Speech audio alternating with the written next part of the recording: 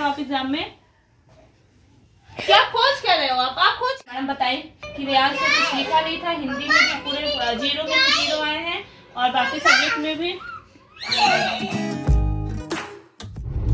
Hey guys, welcome back to my channel Pritish diary. कैसे हो आप सब? आई होप आप सब बहुत अच्छे होंगे। तो जैसा कि आप लोग देख रहे हो, मैं हूँ कार के अंदर। तो जा रहे हैं हम लोग अर्स का रिजल्ट लेने, मार्कशीट लेने, उसका जो भी एनुअल एग्जाम हुआ था उसका। तो बस राज का वेट में कर रही थी, राज आ चुके हैं, तो बस राज के साथ जा रहे हैं। और 12 बजे तक का टाइम है बस मार्कशीट लेने का, और अभी बज चुके हैं 11:15। तो राज को आने में लेट हो गया था क्योंकि बोर्ड एग्जाम चल रहा है, तो उसकी वजह से काफ़ी लेट हो जाता। और मेरा तबीयत ठीक नहीं था कि मैं पैदल आके मतलब आ सकूँ यहाँ तक, तो इस वजह से वेट करना पड़ा राज को। और बस अब हम लोग आ चुके हैं स्कूल के अंदर। तो चलते हैं, लेते हैं मार्कशीट और देखते हैं क्या रिपोर्ट कार्ड है अर्श का, क्या करके आया है या क्या किया था एनुअल एग्जाम में। अच्छा, एग्जाम नहीं है आज के बाद?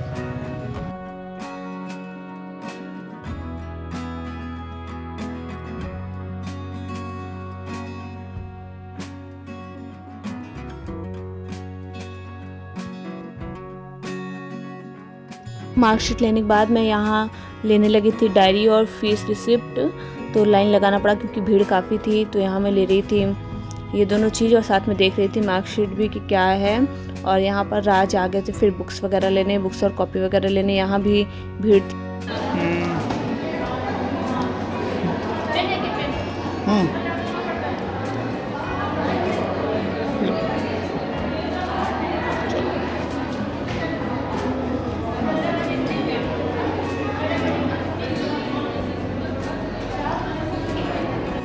बुक्स और कॉपी लेने के बाद मैं चेक करने लगी थी कि क्या क्या बुक है क्या नहीं है। जो भी मतलब एक रसीद मिली थी उसी में सारे बुक्स के नाम और कॉपी वगैरह सब लिखे हुए थे कि कितने का क्या है। तो एक बार मैच करने लगे थे। क्या होता है ना कि अगर मैच करके नहीं ले जाते तो कभी कभी डबल बुक एक साथ आ जाती है या कुछ बुक कम रहते हैं, क्योंकि यहाँ बंडल बना कर ही देते हैं सारे बुक्स और कॉपी के।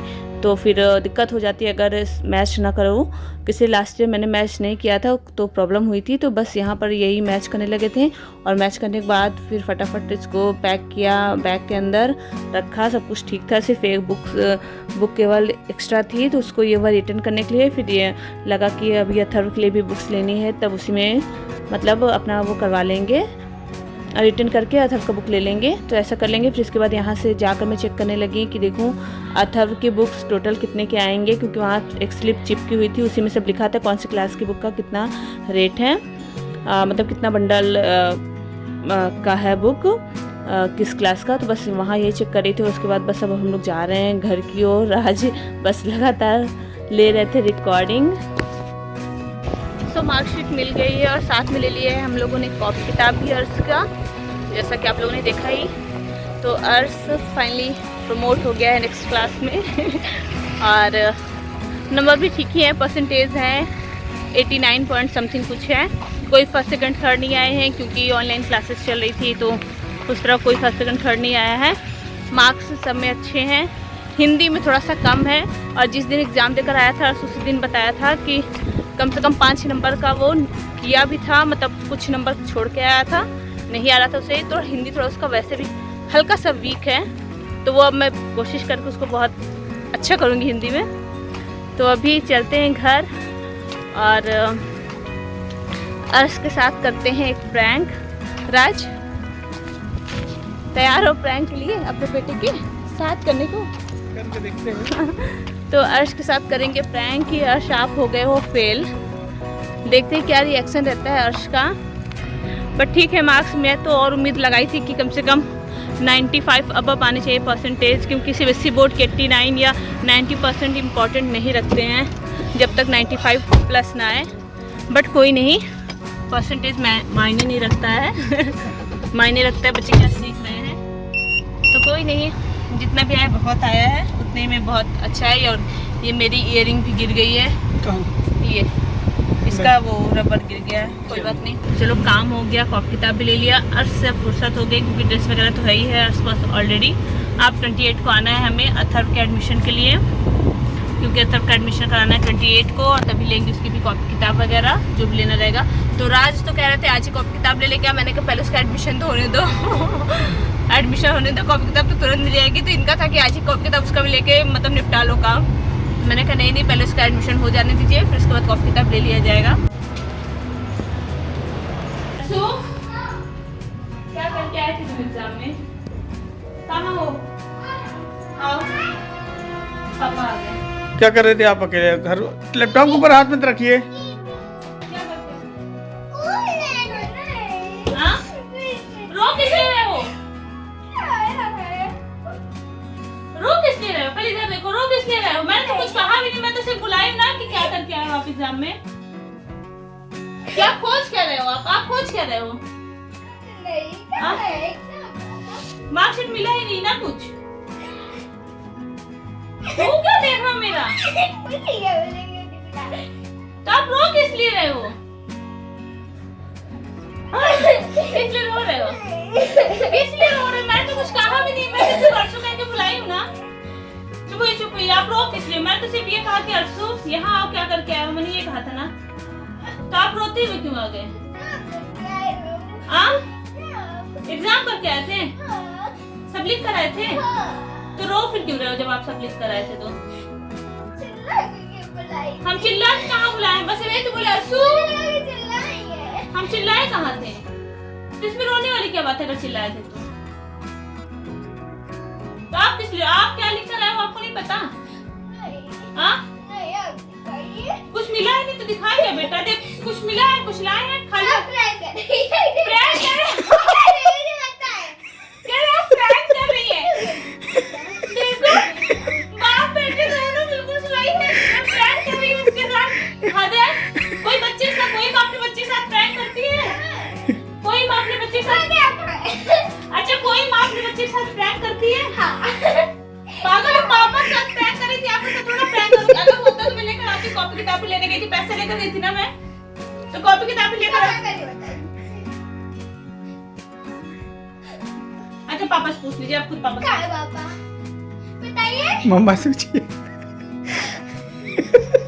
सीरियसली बता रहे हैं, कुछ भी नहीं मिला बाबू। गए हम लोग तो मैडम पहचानती थी सृष्टि मैम। जैसे पापा आपका सेकंड फ्लोर में फर्स्ट वाला नंबर रूम नंबर है ना, तो जैसे पापा वो करे तो सिस्टर को बुला ली, रियांश साहू। तो पापा बोले हाँ रियांश साहू का, तो हम पापा गए तो मैडम बताई कि रियांश से कुछ लिखा नहीं था, हिंदी में तो पूरे 0 में से 0 आए हैं और बाकी सब्जेक्ट में भी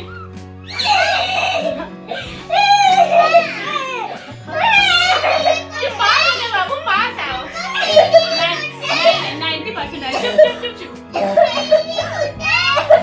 90% आए मेरे बेटे का, 90% आए। हाँ बेटा नहीं रोते नहीं 90%। मम्मा प्रैंक कर रही थी, आप सच किताब कॉपी सब लेकर आए, रोते नहीं है बेटा। सब गाड़ी में बेटा, माँ मजाक कर रही।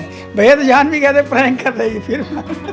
इसके बाद करने लगे खाने की तैयारी और यहाँ दाल फ्राई किया मैंने और रोटी बना रही थी। बस इसके बाद अब बच्चों को दूंगी खाना खाने के लिए। सब्जी नहीं बना पाई क्योंकि लेट हो रहा था, ऑलरेडी बच्चों को लगी हुई थी भूख। तो सिर्फ दाल चावल रोटी सैलेड और दही सिंपल सा खाना आज बना हुआ था। और बस अब बच्चे खाएंगे खाना और फिर उसके बाद देंगे राज को खाना। और मुझे तो खाना ही नहीं क्योंकि तबीयत मेरी ठीक ही नहीं है। तो बस खाना वगैरह होने के बाद लंच, और लंच मैंने नहीं किया, मैं सुबह से ही खाना नहीं खाई। जैसा कि पता है आप लोगों को तबीयत ठीक बिल्कुल भी नहीं है। अभी अथर की फरमाइश हो गई है मठरी बनाने का। ना अथर ये बन रहा है, मठरी बन रहा है। अभी खा नहीं सकते, इसको कच्चा है ये। हाँ बन ये क्या करोगे आप? तो जैसे मैं काम फिनिश करके थोड़ा सा चीज रेस्ट कर लूँ, आराम कर लूँ, वैसे ही अथर जिद पे आ गया कि मछली बनाइए। मैंने कहा मैं नहीं बनाऊंगी, तो कहा आप नहीं बनाओगे मेरे पापा बनाएंगे। तो राज को उठा दिया मछली बनाने के लिए।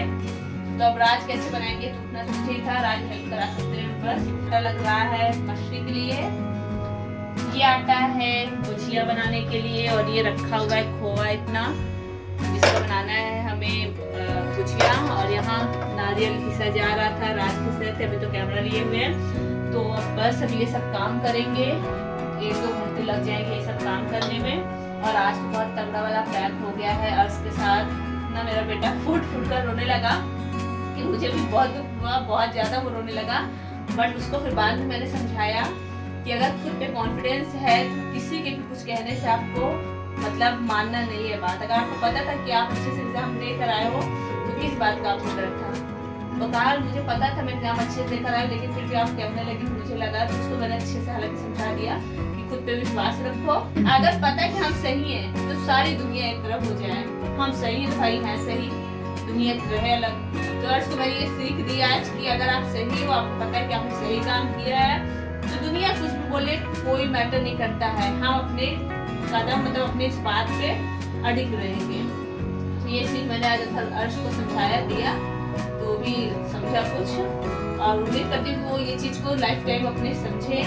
तो चलिए अब इस ब्लॉग को यहीं पे करेंगे एंड, क्योंकि ब्लॉग जारी रखेंगे तो काम और ज्यादा बढ़ जाता है।